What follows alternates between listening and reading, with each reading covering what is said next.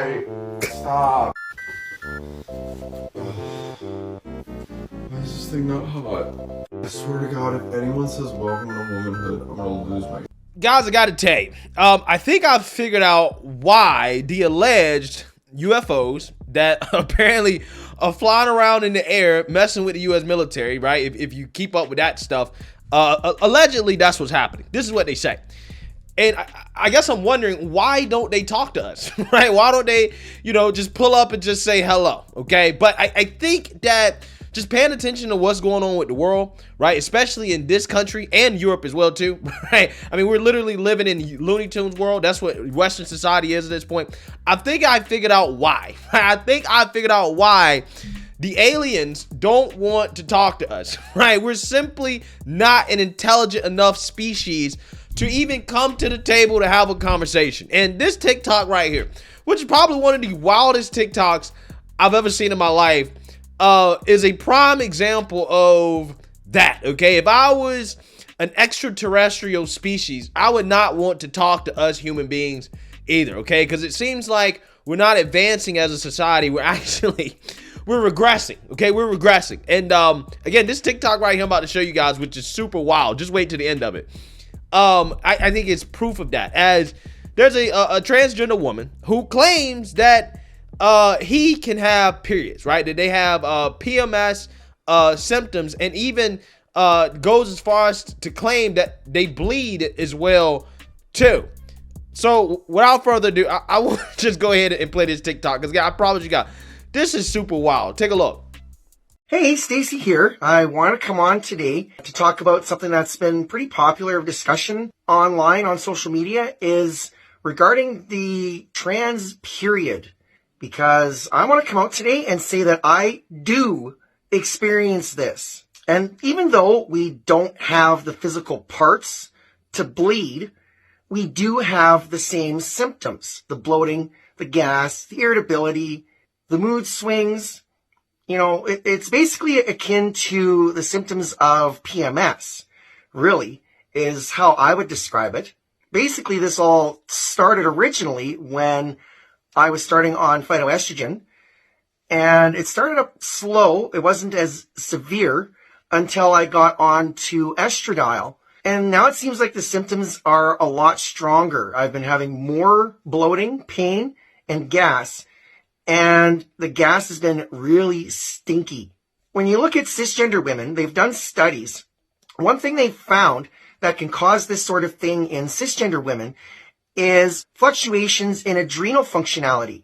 Your adrenal gland is where the majority of your hormones are produced, except for your primary hormone, which is produced by your reproductive organs. Now, in a case of me, mine are completely shut down, so I don't get it from there anymore.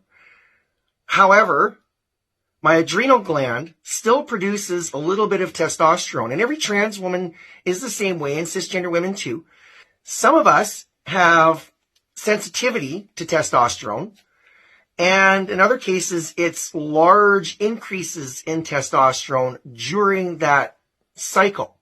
Now, I did mention that we don't have the parts to bleed, technically, but for someone like me, being a switch, I like backdoor play, and I like to do it myself on a regular basis. And I've noticed that during this time, I do end up getting a little bit of blood coming out of there when it doesn't normally happen.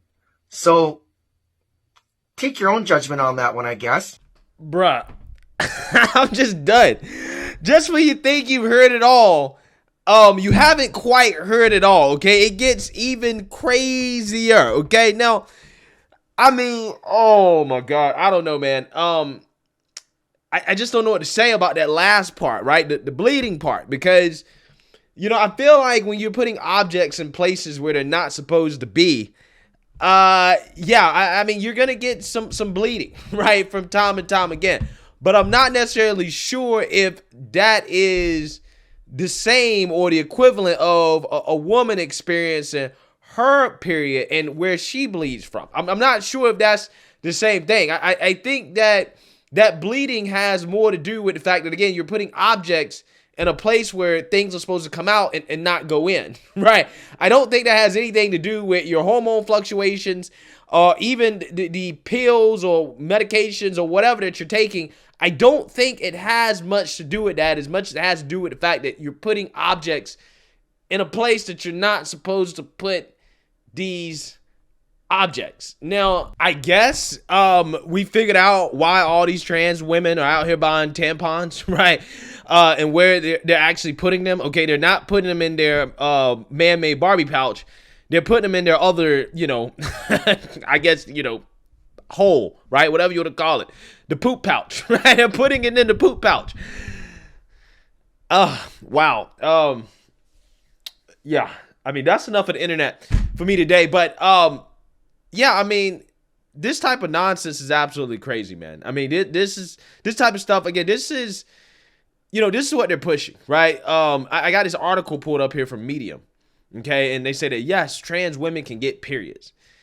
And it's like, I don't think that that's the case. I don't think that that's what you should be calling it, right? I'm not sure if you can call it a period, okay? I mean, period has to do with a woman's menstrual cycle and their ability to, give birth. And, it's a lot, right? I mean, again, I'm not an expert in it. I'm not a woman. I don't know.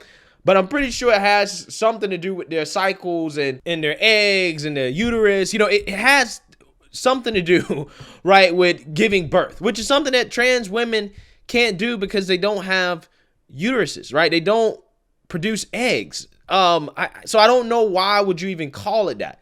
It's not the same thing, right? It's just not. Again, this is definitely appropriation of women. If this is not appropriation of women, I don't know what is. Okay, I really don't. It's just amazing that this is society that we're living in.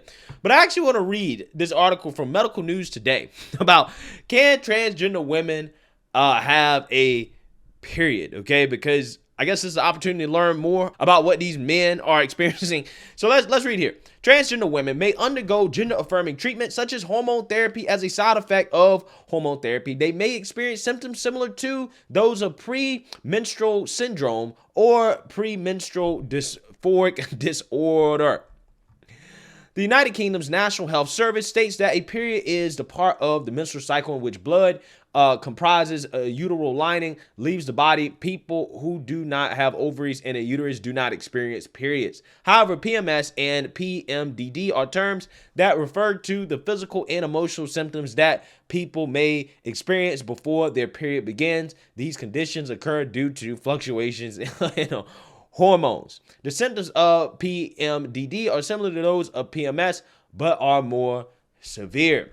Transgender women can transition in a variety of ways. One way that a person may transition is through the use of gender-affirming hormone therapy. Transgender women who undergo hormone therapy may take oral, transdermal, or injectable versions of estrogen. They may also use anti-androgens such as progesterone. The anti-androgen that healthcare professionals most commonly prescribe is spironolactone, though they may also prescribe progesterone.